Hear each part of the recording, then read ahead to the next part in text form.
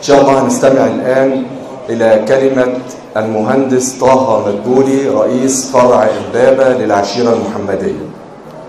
أعوذ بالله من الشيطان الرجيم. بسم الله الرحمن الرحيم. الحمد لله الذي هدانا لهذا وما كنا لوجهك وعظيم سلطانك. الحمد لله حمدا كثيرا طيبا مباركا فيه كما يحب ربنا ويرضى. اللهم صل على سيدنا محمد النبي أزواجه أمهات المؤمنين وذريته وآل بيته كما صليت على آل سيدنا إبراهيم إنك حميد مجيد. أما بعد، فإن معجزة الإسراء والمعراج تمثل منهج الحياة الروحية في حياة المسلم. إنها تمثل منهج الحياة الروحية في العقيدة، كما أنها تمثل منهج الحياة الروحية في الأخلاق.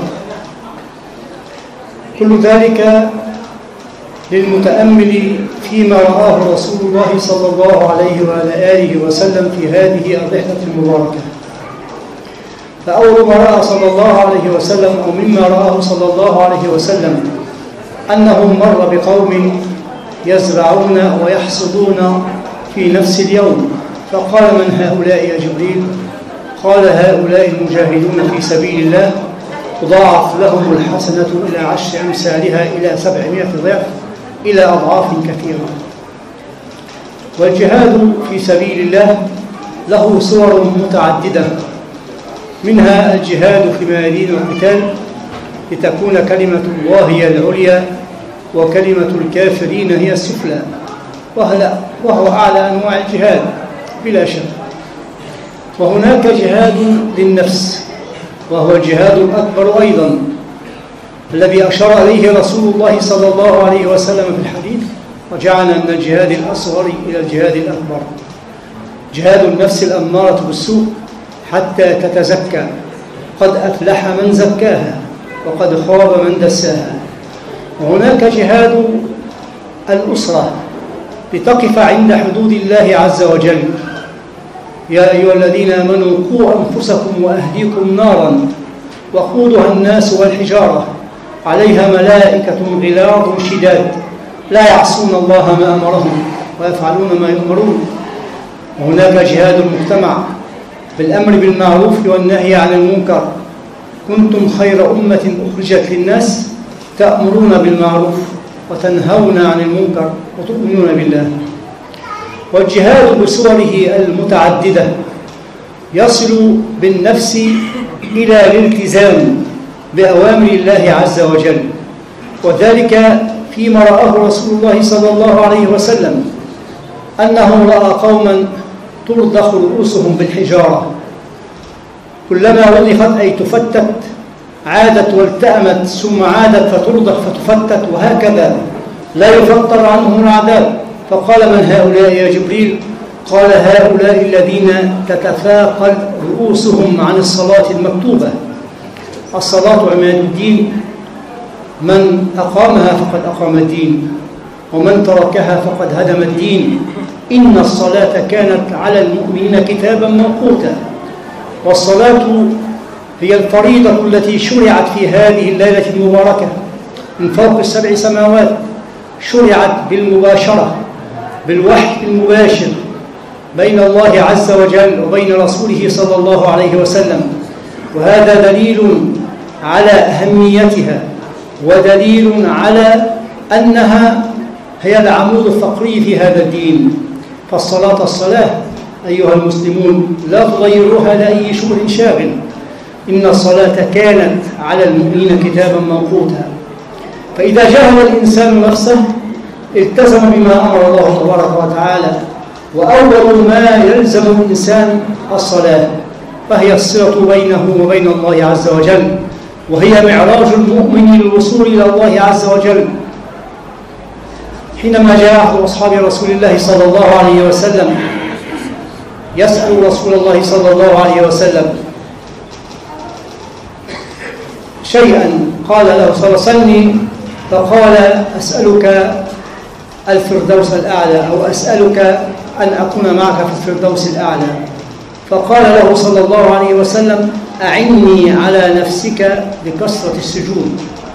ويقول الله عز وجل فاسجد واقترب، فالقرب من الله عز وجل يتحقق بالسجود، وليس مجرد السجود الظاهري فقط، ولكن السجود الظاهري لابد أن يكون معه سجود القلب والجوارح والأنفاس والسر مع والروح مع الله تبارك وتعالى. رزقنا الله وإياكم هذا السجود. ثم ماذا بعد الصلاة؟ رأى قوما على أقبالهم لقاع وعلى أدبارهم لقاع يسبحون في جهنم ويأكلون من رضفها. فقال من هؤلاء يا جبريل؟ قال هؤلاء الذين لا يؤدون زكاة أموالهم. فالزكاة هي شقيقة الصلاة، الزكاة هي شقيقة الصلاة. وكما قرن الله تبارك وتعالى في كثير من آيات القرآن بين الإيمان والعمل الصالح، قرر أيضا بين الصلاة والزكاة. هذا على رأس الفروض، على رأس الالتزامات التي يؤديها المسلم تجاه الله تبارك وتعالى وتجاه خلق الله عز وجل. فالزكاة فريضة مادية تربط بين القادر وغير القادر، بين الغني والفقير، تربط بين أبناء المجتمع في تكافل وتراحم. ثم ماذا بعد ذلك؟ رأى رسول الله صلى الله عليه وسلم نهرا من الدم يفور كفوران المرجل، وعلى حافة النهر ملائكة بأيديهم شعل من نار، فإذا أراد أحد أن يخرج من هذا النهر قذفوه بشارة فأسقطوه فيها مرة أخرى. فقال من هؤلاء يا جبريل؟ قال هؤلاء الذين يأكلون الربا وهم يعذبون بها حتى يصيروا إلى النار. إن الله تبارك وتعالى لم يعلن الحرب على صنف من أصناف خلقه إلا على المتعاملين بالربا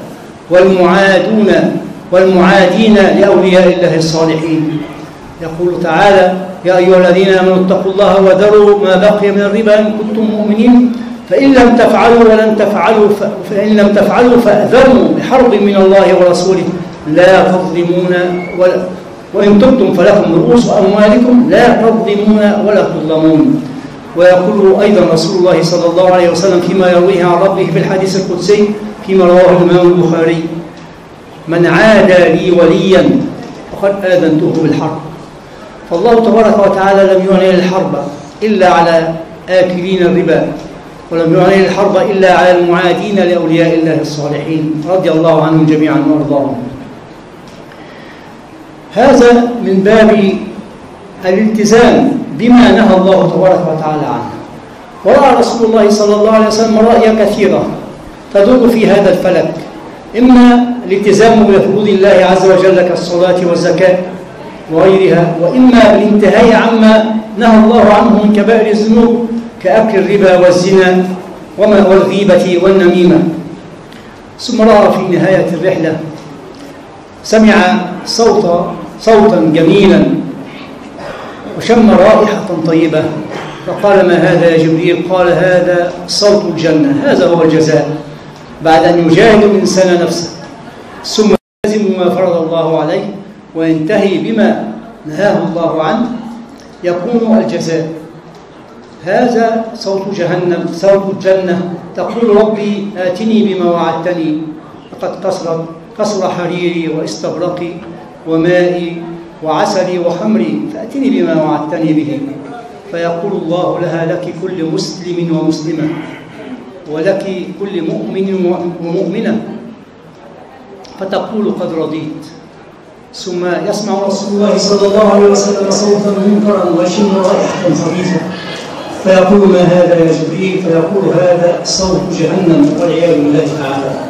تقول ربي آتني بما وعدتني لقد كسرت سلاسلي وأغلالي واشتد حري وبعد قعري فآتني بما وعدتني.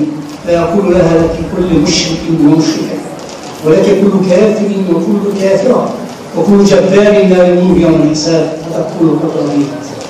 أيها الأخوة الأحباء، إن معجزة الإسراء والمعراج هي للمتأمل تمثل حياة المسلم في طريقه إلى الله عز وجل من الالتزام بفروض الله عز وجل ومن الالتزام بما نهاه الله تبارك وتعالى، وذلك على أساس عقيدة صحيحة سليمة.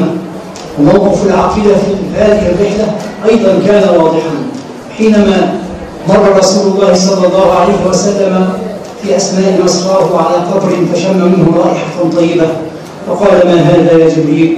قال: هذا رائحة ماشطة ابنة فرعون، فإنها حينما كانت تمشط ابنة فرعون وقع المشط من يدها فقالت: بسم الله. فقالت ابنة فرعون: أو لك رب غير أبي؟ قالت: نعم، ربي وربك ورب أبيك هو الله سبحانه وتعالى. فأتى فرعون بهذه المرأة وبزوجها وبأولادها الثلاث وأوقد نارا وقال: إني ملقيكم في هذه النار إن لم ترجعوا عن دينكم، فأبوا. وهذا يمثل العقيدة والثبات عليها. فجاء بالمرأة، جاء بالابن الأول من المرأة الابن الكبير، فعرض عليه أن يرجع عن دينه فأبى فألقاه في النار، ثم ألقى الزوجة بعده وألقى الابن الثاني، وكان الابن الثالث رضيعا على كتفها. فاشفقت الأم بقلبها، فعادت الأم أن تشفق على وليدها، فكانت أن ترجع، إلا أن الله تبارك وتعالى ثبتها وأنطق هذا الرضيع في المهد وقال: قاعي يا أماه ولا تقاعسي فإنك على الحق. هذه العقيدة التي تزول الجبال ولا تزول هي المطلوبة من كل مؤمن وكل مسلم. كذلك موقف العقيدة تجلى في موقف الصديق رضي الله عنه وارضاه، حينما ذهب الكفار قبل أن يلتقي برسول الله صلى الله عليه وسلم وظنوا أن أبا بكر لن يصدق بهذه المعجزة، وأن الله قد أسرى بعبده من المسجد الحرام إلى المسجد الأقصى. فلما ذهبوا وقابلوا الصديق رضي الله عنه قال لهم: أولا تكذبون عليه؟ ما تكذبوش على محمد صلى الله عليه وسلم؟ قالوا: لا. قال: إن قال محمد ذلك فقد صدق. إن كان محمد قال ذلك فقد صدق. هكذا موقف الصديق رضي الله عنه وارضاه. هكذا ينبغي أن يكون المؤمن والمسلم تجاه سنة رسول الله صلى الله عليه وسلم المطهرة، وتجاه أحاديثه صلى الله عليه وسلم، ما عليه إلا أن يتوثق من الخبر ثم بعد ذلك يقول: آمنا وأطعنا.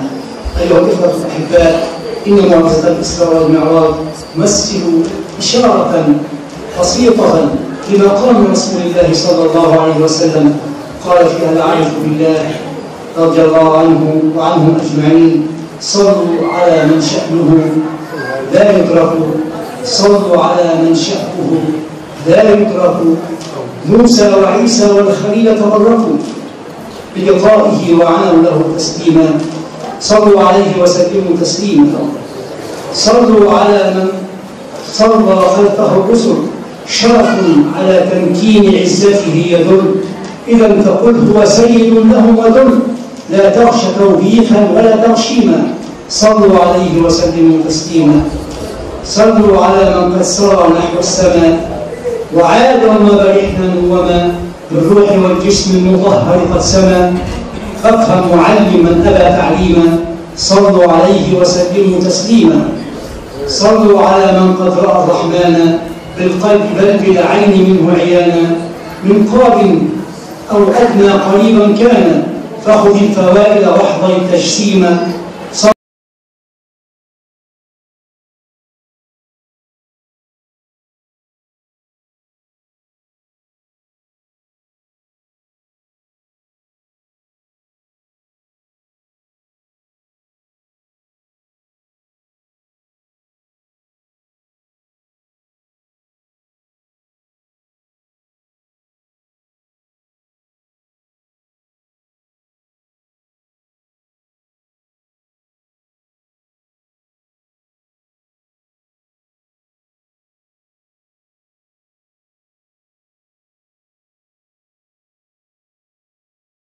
على القوم الكافرين.